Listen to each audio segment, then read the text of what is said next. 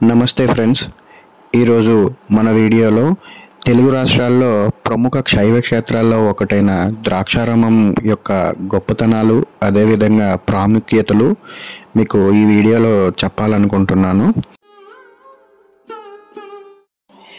ఇక్కడ మీరు చూసినట్టయితే ముందుగా పార్కింగ్ ప్లేస్ అన్నమాట. మీరు ఏదైనా ఓన్ వెహికల్ 4-వీలర్ కానీ 2-వీలర్ కానీ తీసుకొచ్చినట్టయితే ఇక్కడ పార్కింగ్ ప్లేస్లో టోకెన్ తీసుకోవాల్సి ఉంటుంది. లేదు మీరు పబ్లిక్ ట్రాన్స్పోర్టేషన్లో వచ్చినట్టయితే డైరెక్ట్గా మీరు దర్శనానికి వెళ్ళిపోవచ్చు.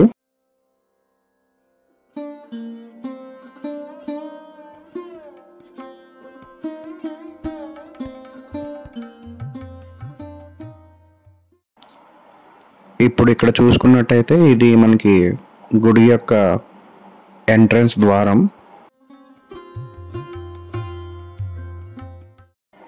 అలాగే మన తెలుగు రాష్ట్రాల్లో ప్రజలు కొంతమంది ఇక్కడ ఈ దేవాలయాన్ని ద్రాక్షారామం అని పిలుస్తారు, మరికొంతమంది దక్షారామం అని కూడా పిలుచుకుంటారు. భారతదేశంలో 18 శక్తిపీఠాలు ఉంటే అందులో 12వ శక్తిపీఠం ఈ ద్రాక్షారామం. ఇక్కడ శక్తిపీఠం ఎలా వెలిసింది, అలాగే ద్రాక్షారామం పంచరామాల్లో ఒకటిగా ఎలా వెలిసింది, దక్షిణ కాశీగా పేరు ఎలా వచ్చింది అని తెలుసుకునే ముందు ఈ వీడియోని లైక్ చేయండి. అలాగే మన ఛానల్ని ఎవరైనా సబ్స్క్రైబ్ చేయలేని వాళ్ళు ఉన్నట్టయితే తప్పకుండా సబ్స్క్రైబ్ చేసి మాకు సపోర్ట్ చేస్తారని అనుకుంటున్నాం. అలాగే మీరు చూసినట్టయితే ఈ గోపురానికి 4 వైపులా 4 ఎంట్రన్స్లు ఉంటాయి.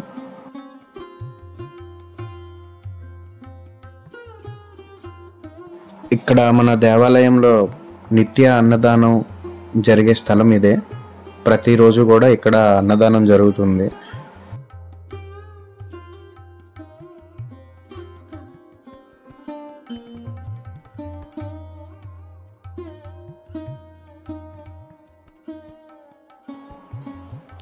అలాగే ఇక్కడ చూసుకున్నట్టయితే కాలభైరవ స్వామి ఆలయం ఉంటుంది. కాలభైరవ స్వామి ఆలయం ముందు 8 లింగాలతో కూడిన అష్టభైరవులు కూడా ఉంటారు. ఇక్కడ మీరు గమనించినట్టయితే శివలింగం మీద ఎటువంటి అభిషేకం చేయకూడదని ఇక్కడ బోర్డు మీద రాసి ఉంటుంది. ఈ వీడియోలో చూసినట్టయితే మీకు ఇక్కడ కాలభైరవ స్వామి విగ్రహం అనేది కనిపిస్తుంది.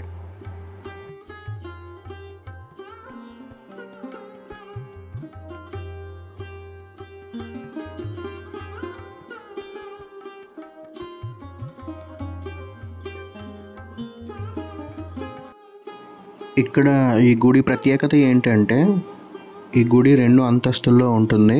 అలాగే మండపం కూడా 2 అంతస్తుల్లో ఉంటుంది.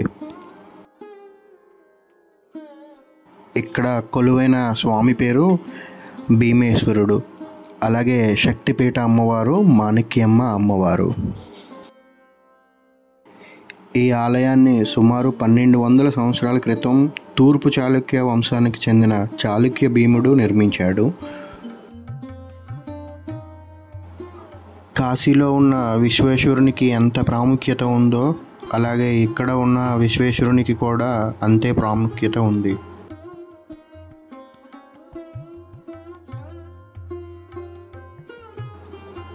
ఇప్పుడు మీరు ఇక్కడ చూస్తున్న రావి చెట్టు చాలా పురాతనమైనది.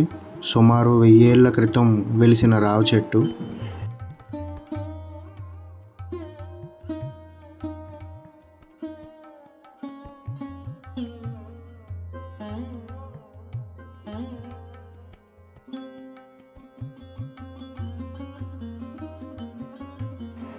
ఈ రావి చెట్టు మొదట్లో మనకి శివలింగం ఉంటుంది.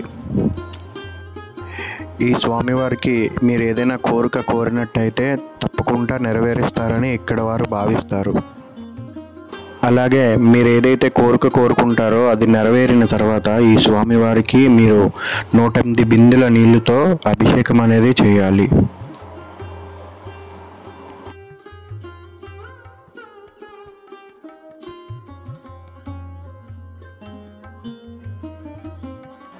అభిషేకం చేయడానికి నీరు రావి చెట్టుకి ఎదురుగా ఉన్న ఒక కొలంలో ఉంటుంది. నీరు అక్కడి నుంచి తీసుకొని వచ్చి మనం అభిషేకం చేయాల్సి ఉంటుంది. ఈ క్షేత్రం శక్తిపీఠంగా ఎలా మారింది, ఈ గుడి యొక్క చరిత్ర ఏంటి అనేది తెలుసుకుందాం. ఈ క్షేత్రం శక్తిపీఠంగా ఎలా మారిందో తెలుసుకుందాం. పూర్వం ఈ రాజ్యాన్ని దక్షుడు అనే మహారాజు పరిపాలించేవాడు.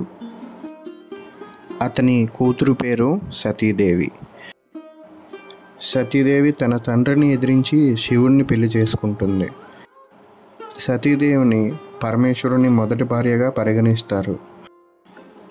అయితే దక్షుడు ఈ ద్రాక్షారామంలో మహాయజ్ఞం తలపెడతాడు. ఈ యజ్ఞానికి అందరినీ పిలిచి తనని ఎదిరించి పెళ్లి చేసుకున్న కారణంగా తన కూతుర్ని అల్లుణ్ణి ఈ యజ్ఞానికి పిలవడు. సతీదేవి ఈ విషయం తెలిసి పరమేశ్వరునితో మనం కూడా వెళ్దాం అంటే పరమేశ్వరుడు పిలవని పేరంటానికి వెళ్తే అపనిందలు ఎదుర్కోవాల్సి వస్తుంది అని వద్దు అంటాడు. సతీదేవి పరమేశ్వరునికి తెలియకుండా పుట్టింటి మీద ప్రేమతో ఒక్కరితే వెళ్తుంది. అయితే పుట్టింటిలో ఆమెకు అవమానం జరుగుతుంది. అది భరించలేక సతీదేవి ఆ యజ్ఞంలోకి దూకి ఆత్మహత్య చేసుకుంటుంది. ఆ విషయం తెలిసిన పరమేశ్వరుడు కోపంతో తన జటాజూటం నుంచి వీరభద్రుణ్ణి సృష్టిస్తాడు. ఆ వీరభద్రుడు దక్షుని యొక్క యజ్ఞం సర్వనాశనం చేసి దక్షుని యొక్క తలని ఖండిస్తాడు. పరమశివుడు తన భార్య పార్థివ దేహాన్ని భుజం మీద వేసుకొని రోదిస్తూ 3 లోకాలు తిరుగుతుంటారు.